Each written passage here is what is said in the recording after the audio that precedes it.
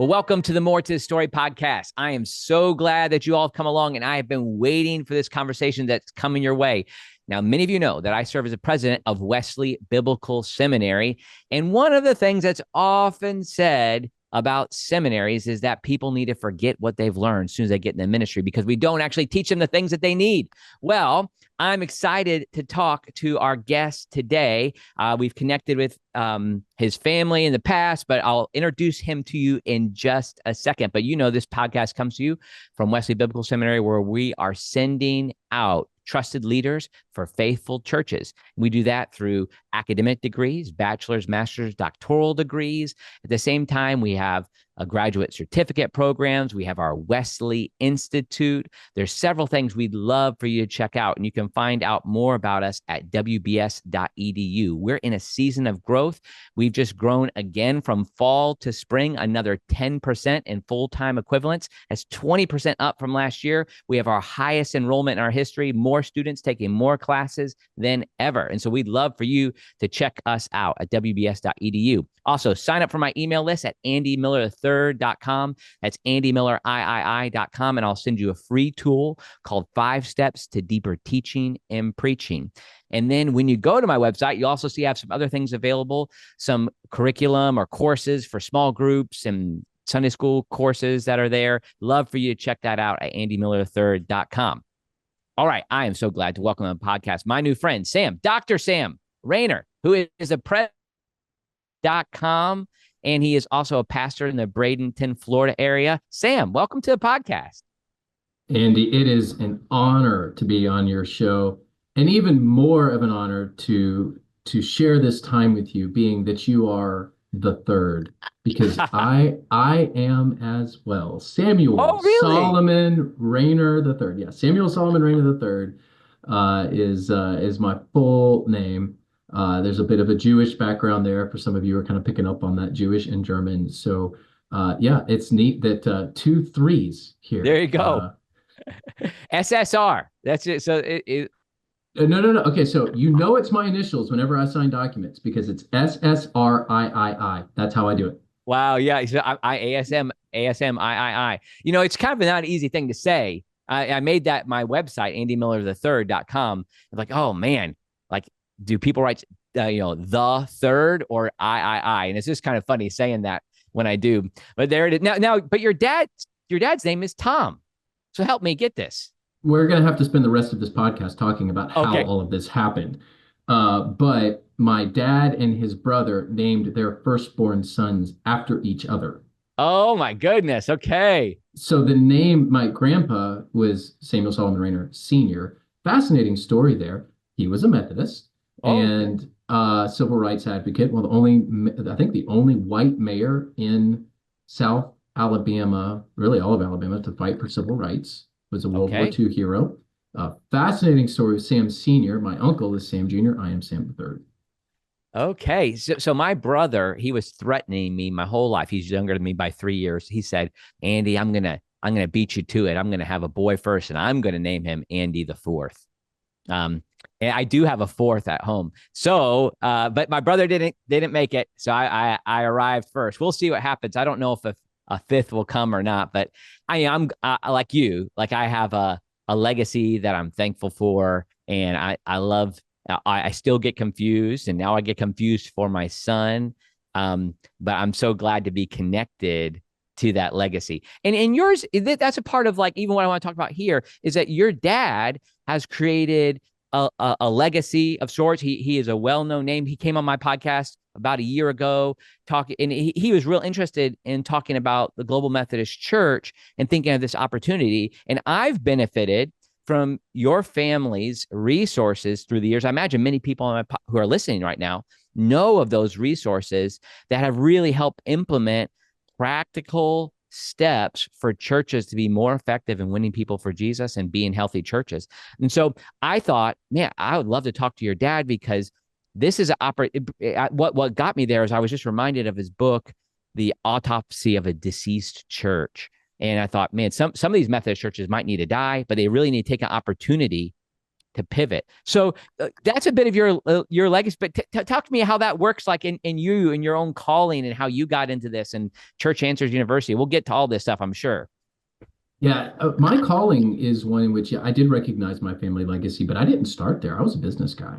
Okay. I traded energy futures for a while. I was in banking and didn't get into ministry really until my mid 20s, which I know for a lot of people, like, okay, you still started really young. Right. Sure. Sure. But it's one of those things when you get called, everyone's like, of course you're called. You're Tom Rainer's son. I'm Yeah. like, Yeah. well, I didn't, it was just my dad. I didn't really think much of it. I was going to be the God's greatest gift of business. Yeah. Unfortunately, Sure. I wasn't,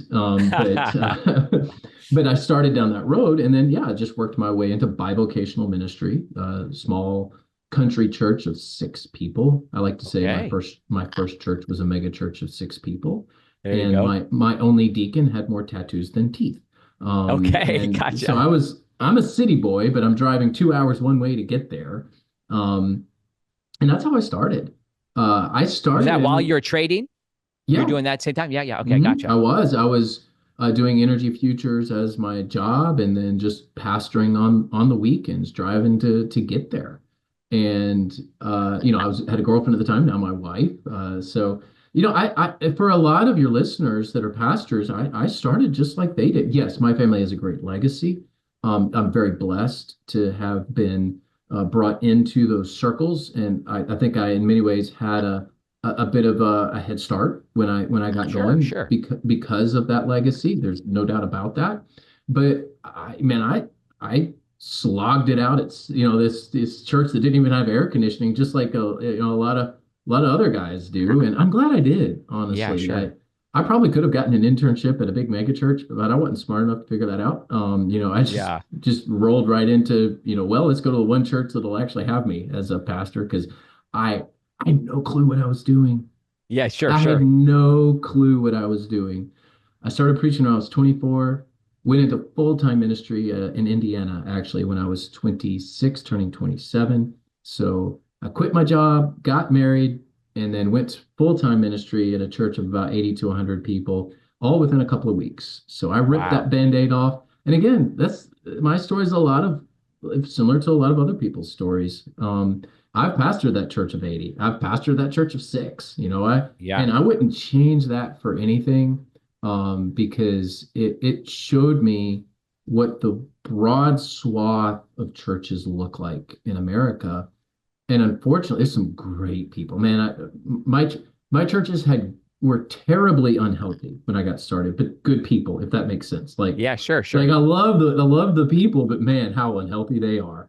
Um, Yeah. but I enjoyed every bit of it. But I'm also grateful for my dad, because I did have connection to some mentors along the way who could speak truth into me, and did so regularly. Now, this might not connect as much chronologically with your story, but I know an emphasis that you've had, and actually you've helped me with this, is to think not with the language bivocational, but co-vocational. And I would say, like, we've had really amazing growth at WBS as a result, in part, of the emergence of the Global Methodist Church and our willingness to provide, forgive just a business term, just a product that is something that they want to consume, an opportunity for them to be transformed by theological education. Well, what we've realized is part of why we've accessed this market is that they haven't been able to access theological education before, because they're a very part-time in the church, but many of my students are lawyers, business people, and the like. But I think bivocational probably doesn't hit at the nature of what they do, but co-vocational does. And it would help me get those distinctions.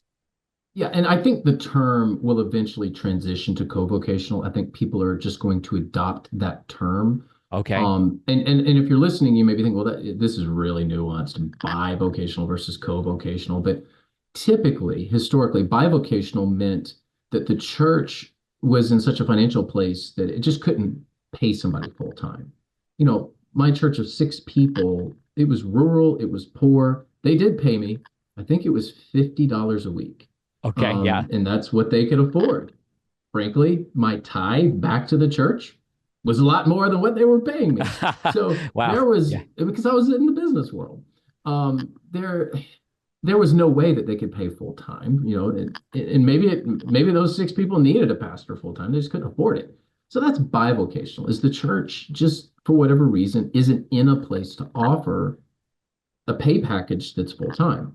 Co-vocational typically implies a choice. So I am intentionally in the marketplace as a business person, as some sort of worker, a school teacher, a nurse, an auto mechanic, or whatever it is. That's my full-time job. I have no desire to leave my full-time job, but I'm also called to pastor a church. And so I want to go into this co-vocationally. So bivo tends to mean even if the church wants to pay full-time, they can't. Co-vocational tends to mean, no, I'm intentionally in the marketplace for whatever reason, and I'm also called to ministry. But I think eventually those two terms are just going to kind of combine together, and everyone's just going to say I'm co-vocational. Oh, interesting. Yeah, yeah. I think that's helpful. And I wonder if there's even a way that seminaries then even think about the way we train pastors to consider that as a part of their development, that they're thinking, hey, I have these, because so many of the skills, I think that's probably what's led you, even with Church Answers and your business background. It's like, hey, I think like an entrepreneur, I want to serve the church. Like so much of those vocations, these co-vocations, the two or three, whatever it is, can merge together. Is that what happens for you right now? Yeah, certainly, and it's part of what I know is happening at WBS as well. That's one of the reasons that I love what you guys are doing, because you are serving pastors that, you know, would otherwise not be able to get the education that they need. And Right, right, right. I'm very excited not only about what you're doing currently, but the future of what you're doing, because I think institutions like yours are the best positioned to serve co-vocational pastors. There's roughly 400,000 churches in the United States. Give or take, the Okay. counts are you're always undercounting with churches, because Okay. just so you know, like you'll get into it, they'll go and count. So you can look at addresses in the phone book, well, online, no one looks at a phone book anymore. You can look at addresses, kind of gauge how many are in a community, and then extrapolate that out. But the real way to count is actually to drive around on all the roads and just count the churches. But Okay. inevitably, yeah, I'm serious. That's kind of what they Yeah. do at county by county level. The people that really do the counting, and obviously you're not going to every county, so there's some extrapolation with the data. But you're going to miss house churches, you're going to miss small churches, you're going to miss that church in kind of a strip mall area that maybe doesn't have a good sign. So I like to say, my dad and I argue with this. He says there's 375,000. I like to say Oh, there's interesting. 400,000, but that is completely an estimate shooting from the hip. So since it's I'm on the show now, not him. I would Ha. say there are 400,000 churches in the United States approximately, and the vast majority of them have co-vocational pastors. If they have a lead pastor or a sole pastor that's full time, a lot of times there's an assistant pastor or some other person on staff that's quote unquote part time. So even in church structures where they might have one or two full time people, there's still a number of those Right. that are quote unquote part time or co-vocational. So I think that this is the future. And the median church size in the last 40 years has dropped from roughly 125 or 130 down to 60 or 65. So, Interesting. so churches are not half the size that they used to be. Now, that sends alarm bells just from like church growth perspective, because it's like, hey, we're not in a place where churches are growing. Generally, they're not. But I'm not saying it's crisis mode yet, but we definitely need to see a turnaround. Part of that turnaround is just good, solid education that is delivered in a way that you can actually receive it. When I went to seminary, I had to do night classes, and I was so thrilled. Like, they have night Yeah, classes. sure, sure. But I lived 20 minutes from the seminary. Hmm. So I was able to do that. The delivery mechanism of online wasn't quite there. They were doing it, but not really. Yeah. So now that you have when I was in school, streaming wasn't Yeah, like yeah. people forget. Like Yeah. 2004, 2005, streaming wasn't around. Like, Right, it's right. it's a relatively new thing. And so you've taken this technology at WBS and you've used it as a delivery mechanism in a way that is accessible, affordable, and attainable for so many people. And so I really think that what you're doing is the future. And had you been around when I was looking for Yeah, theological sure, sure. education, it would have been top of my list.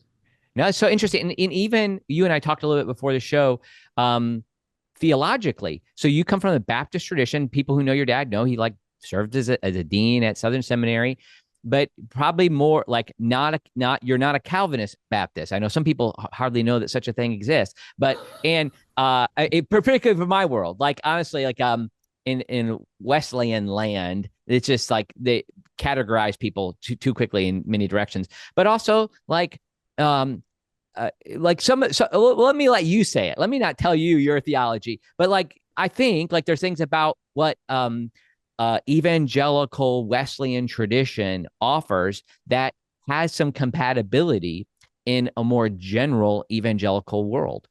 Oh, absolutely.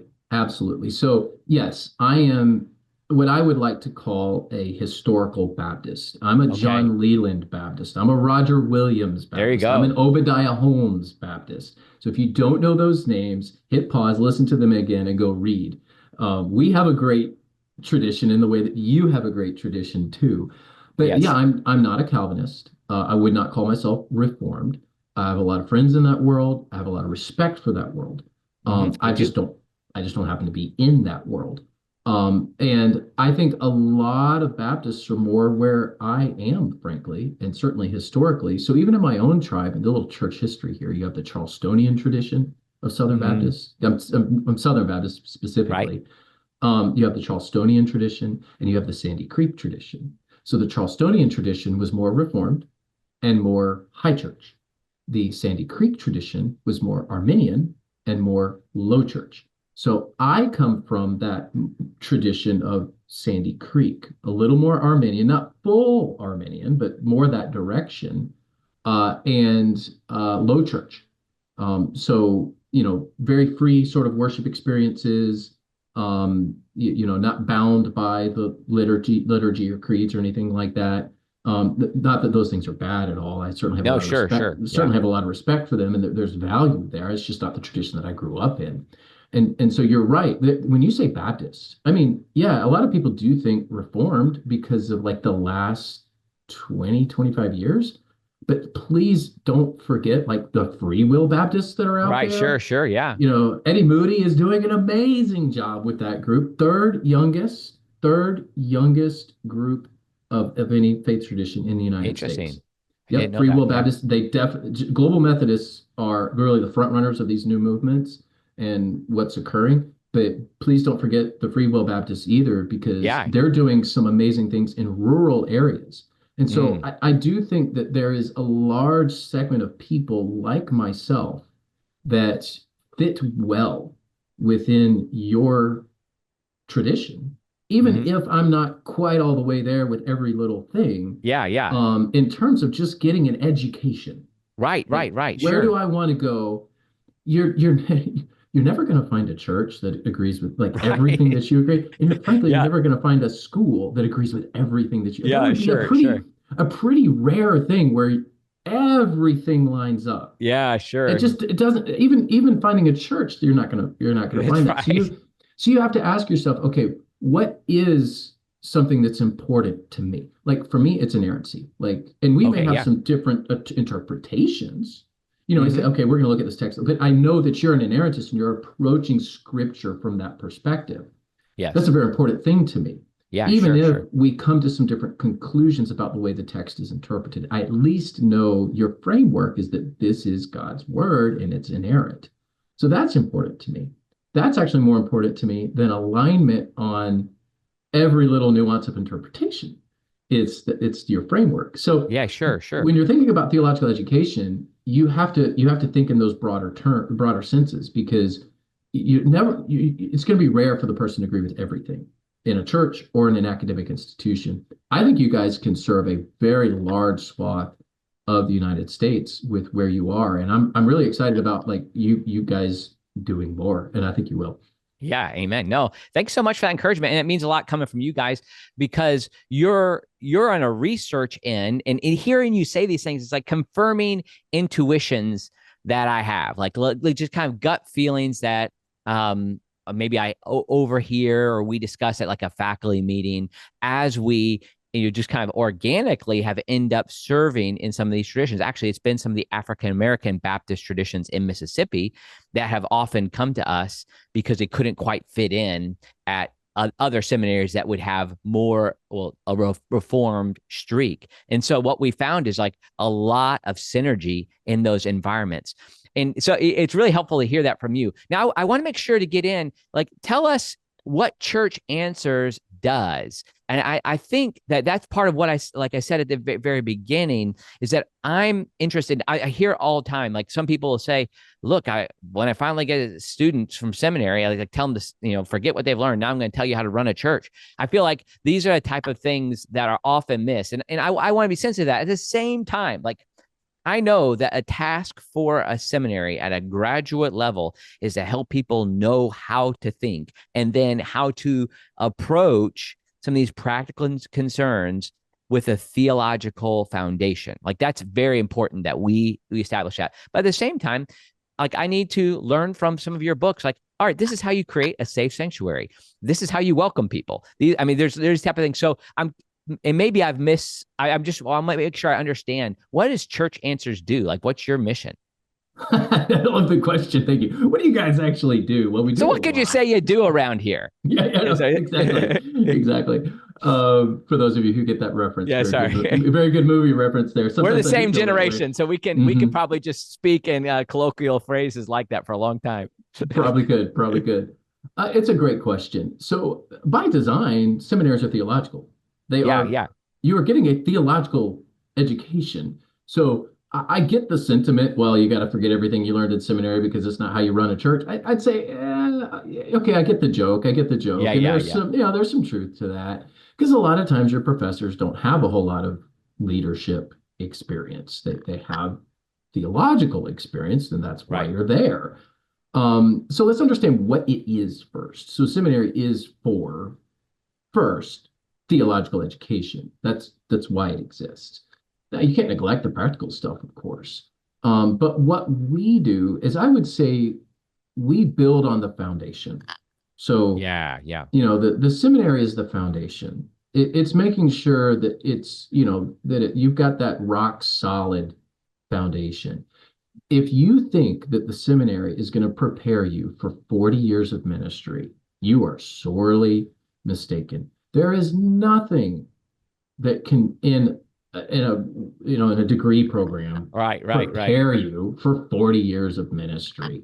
So I think it's a bit of an unfair expectation. One, like, well, I didn't learn that in seminary. Well, of course you didn't learn that in seminary. It's just the foundation. You're the one who's supposed to build on the foundation. Amen. So what we do is we help pastors build on the foundation. So we focus on practical church leadership. It's things like our certification programs where, I want to get certified in expository preaching. I want to get certified in church consulting. I want to get certified as a church revitalizer. I want to get certified as an interim pastor. And it's a very practical approach. We do assume that you have some level of a theological foundation when you get into our programs. And so we're helping with like the framework, like you're building on the foundation. How do you build on the foundation? That's what we do. We have things like Church Answers University, which is our diplomas. They're non-accredited, but a lot of people use them to teach their life group leaders or small group leaders or whatever terminology, Sunday school leaders. It's like they're never going to go to seminary. They're just not. It's a financial limitation or it's a time limitation or whatever it is. Let's help them get the training that they need. And then of course we've got our membership. We've got over 2,000 members that are constantly interacting with each other in what we call Church Answers Central. So it's an online forum. We call it Central. And there is a wealth of knowledge there. So things like, what church management software do you guys use? I didn't learn this in seminary. How do I know which church management software to use? Well, hey, look at our partner, Church Teams. They're great. And so we're constantly pointing people towards the things that pastors spend a lot of their time on, church leaders spend a Right, lot of right. their time on, which is, how to lead people, how to organize people, how to create systems in the church, how to read financial statements, just Yeah, yeah. all the stuff that you really aren't going to get in seminary. That's why we call ourselves Church Answers, because inevitably you're going to have questions. We have church answers. Yeah, And sure.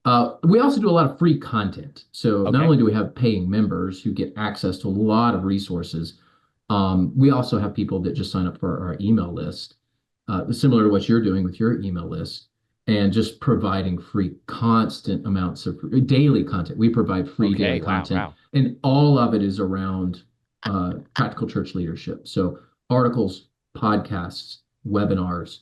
We're putting that content out for free to serve the church. Yeah, beautiful. I love it. And you also have a research side to what you do as well. Is that like, We do, yeah. We do a lot of research. So we tend to partner with businesses or denominations. If you are an individual and you can pay the amount that is required to do the yeah, yeah, research, because research is expensive. I'll just be real with you. It's yeah, yeah, crazy expensive to do it well. So we don't often have individuals calling us for research, although we would welcome that if somebody yeah, wanted sure. to. It tends to be We'll take your money. Yeah. yeah, well, if you Give you a if you product. want us to do it, we'll Yeah, do yeah. it. But we do a lot of research for institutions. Ryan Burge is one of our researchers. He is, I believe, the best church researcher in the world right now, and so we feel very blessed to have him on our team. He does a lot of contract work for us. So we have connections to some of the best, and we do feel pretty strongly about the research that we do, that it's first in class. So what are some, as you're like, you're entering into a space that I think is so needed in the church for leaders, future leaders, leaders who are developed, leaders who need to, I mean, who have been at it for a while. What are some of these trends that you're seeing? Like, I know this here, we just have a few more minutes left, but like, if you could pick one or two things that you're like, man, I really think that church leaders need this type of information and they're missing it, or they should be pursuing this thing. I mean, it might be just what you're thinking about lately, but I'd love to just get a little piece of that so people get a flavor of some of the things you're putting out. Yeah, well, let's just roll down the list of a few things here. Number one, only 1% of churches in North America have an ongoing evangelism emphasis. So if Wow. you're talking Wow. trends, like just what Wow. trends are out there, this is the number one thing to me, is that churches will do an outreach event. They might have a ministry where the gospel is shared and things like that. And just about every church has like that one person that's going to be good about inviting people to church and sharing their faith. And it's just the Holy Spirit working in them, right? Yeah, They've never sure, really sure. been trained. It's just the Spirit leading them to do that. And so God's kingdom will go forth. The church will survive. There's a lot Yes. of doom and gloom about the American church. Yeah, sure. Okay, I get that, but I know how the story ends. I've read the last Amen. page of Amen. Yeah. Revelation. Like it's good. We're gonna win. But we're not healthy right now. So let's get to a healthy place. So I think number one is just evangelism is largely absent from churches today. Mm-hmm. Number two, people are not coming as frequently. So this is something that we started tracking almost, goodness, like 15 years ago, just over 15 years ago. We started noticing that people that would come every week are starting to come every other week. So, in your Interesting. church, like if somebody's there every other week, like you consider them, yeah, that's pretty active. They're here a lot. Well, it used to be people would come a whole lot more often. So let's just work through this. So why is the median church down almost half? Well, it's attendance frequency. So the person that came 4 out of 4 weeks, let's say you have a church of 400, that'd be a big church. Church of 400, where people come 4 out of 4 weeks. Well, that's 400 in attendance every week. Take that same 400 people, and now they're coming every other week. That's 2 out of 4 weeks. Now you have a church of 200. Mm, Same amount of people, your church is half the size. And everyone's mm. like, well, where is everybody? And why, what's going on? And, hey, we used to be a lot bigger. And part of that's just, Andy, it's just attendance frequency. Wow. People just aren't Interesting. coming as Interesting. much. Yeah. But the thing about this is that the expectations on the pastor are the same.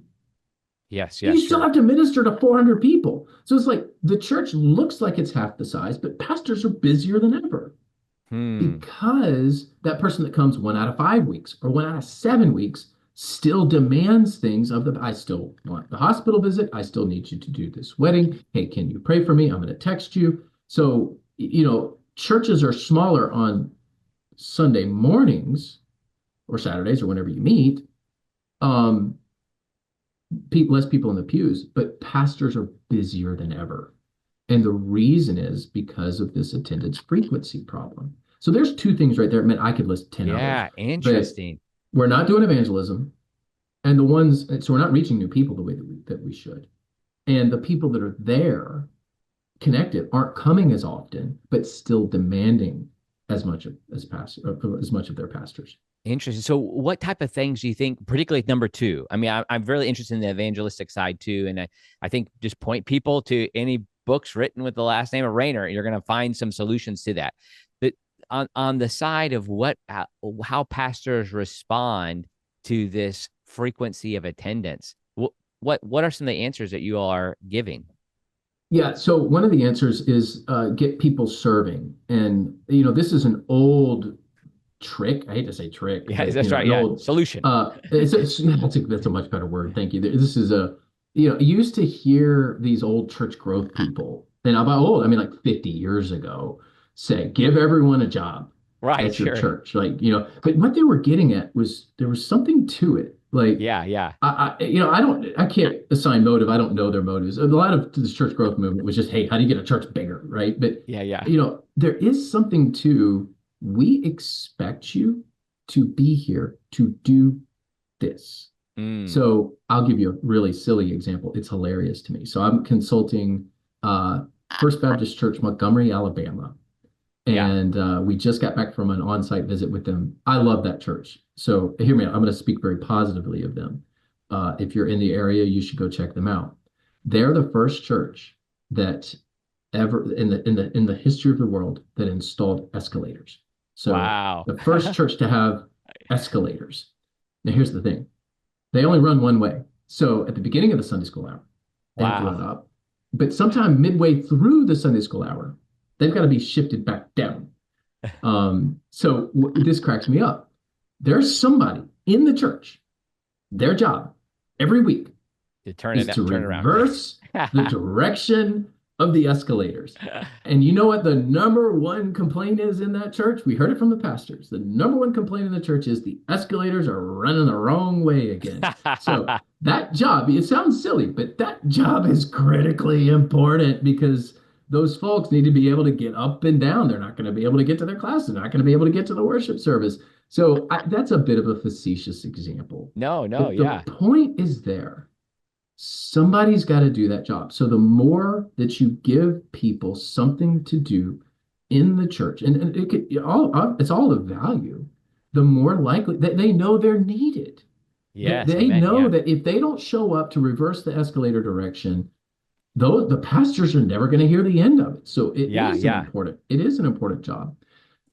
So it's things like greeters at doors. It's things like we need you to help with the children and the students and Right, right, right. getting people plugged in, particularly on that in a worship service or whenever you have your on-site worship experiences. That's how you solve this problem, is to set the bar high with expectations and Yes, then yes, give people something very specific that you expect them to do on a regular basis. I yes. don't like the idea of, well, you get to serve every 3 or 4 weeks.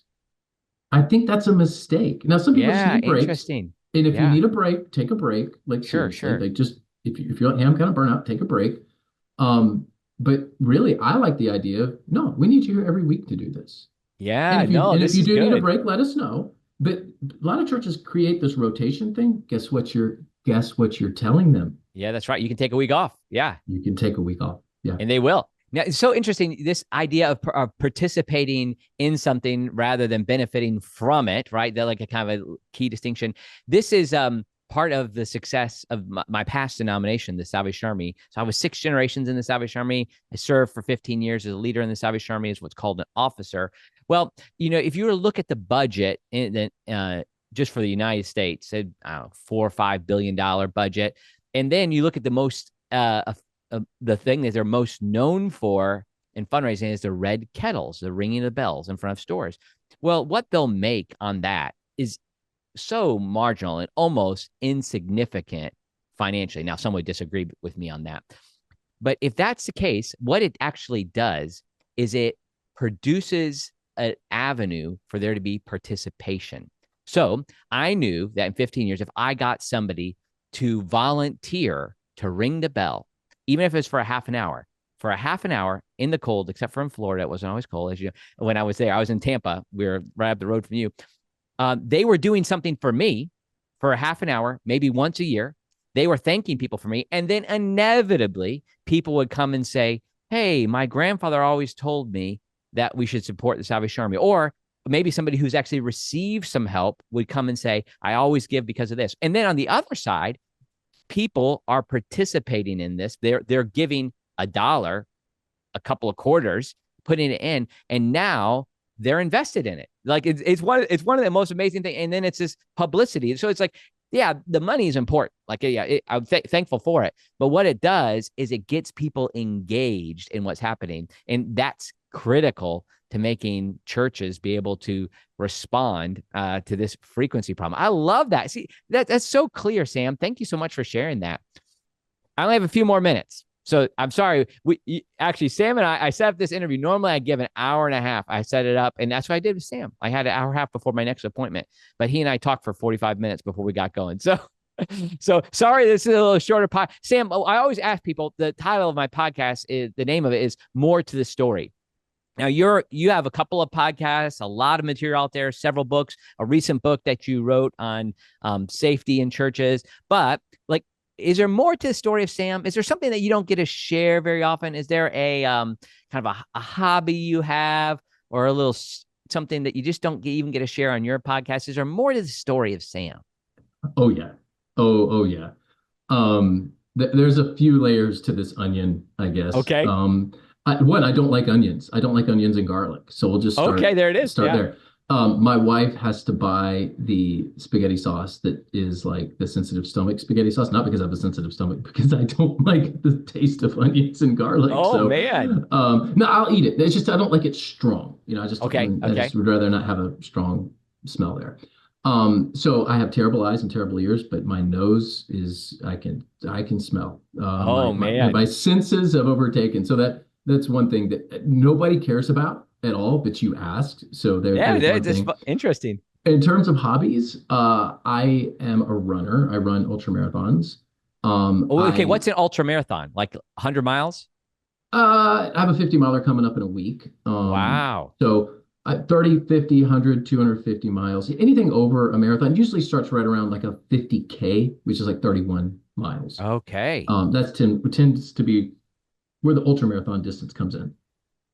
I enjoy dress shoes. So a bit of cobblering as well. I will buy, this is like disgusting, but I'll tell you anyway. I like fine craftsmanship when it comes to shoes, but I'm not going to pay retail price for a pair of Edward Greens, one of the greatest shoes ever made, but I'm not going to pay the retail. So I will buy them used off eBay and then fix them up. So I enjoy that. And watches. I am really into these little teeny tiny machines that are mechanical watches. So now, what do you have on right now? Okay. I wear Tissot Gentleman Powermatic 80. This was a gift from my deacons because they know I'm into watches, and I have a custom ostrich blue strap that it's on. So is it made of ostrich? Yeah. Really? So alligator's probably the premier strap material for watches, but I like the look and the feel of ostrich. Interesting. Well, I'm not a watch, but I have like the same level you are, but I have had the same watch, and I've resisted Apple Watches and the like, because my wife gave this to me the year we were engaged. And so it's not expensive. It was like $100. I put more into it. I probably put $500 into it over the last, I guess, 23 years. But it's just a simple fossil watch. But I love it. I don't want something tracking everything that I do from my wrist. That's kind of how I feel. Yeah, we could create a whole show just on watches. Okay. And that is not why your listeners That's tune right. in. I could talk at length about, the coaxial escapement that omega produces, or the 888 last of the Edward Green dress shoes. But, Man, the people are already beginning to fall they're asleep gone. They're gone. They're leaving. just They're hearing leaving. me Yeah, you say got those it. words. Yeah, but that's what I enjoy. So the principle here is I try to channel my energies into positive things, positive hobbies, Yeah, sure, sure. harmless hobbies that don't take me down a direction that I don't need to go. I don't want to dabble in sports gambling Yeah, because sure. I think greed could eat me alive there. So I don't do I don't do any fantasy sports or gambling or anything Yep. like that. Where I am safe is I'm, watching people tinker on watches, and I'm, scrubbing a pair of shoes to shine them up and get that cordovan looking good. Because I bought them used off eBay and they're a little rough. That's where I feel like I'm at my best when it comes to my hobbies. And I've got 4 kids too, so I'm That's quite great. involved in their lives as A well. lot going on. Well, Sam, thanks so much for your time here, and thanks for the work you're doing at Church Answers. I think, like, I'm hopeful that there'll be ways that WBS and Church Answers kind of can work together on some of the on the ways that God's led us to serve the church and serve church leaders. So, thanks for taking time to come here today. I hope people check you out. We'll have some links in the show notes so you can find out more. But just churchanswers.com probably is the best place to go, right? That's right, churchanswers.com. Thanks, Sam.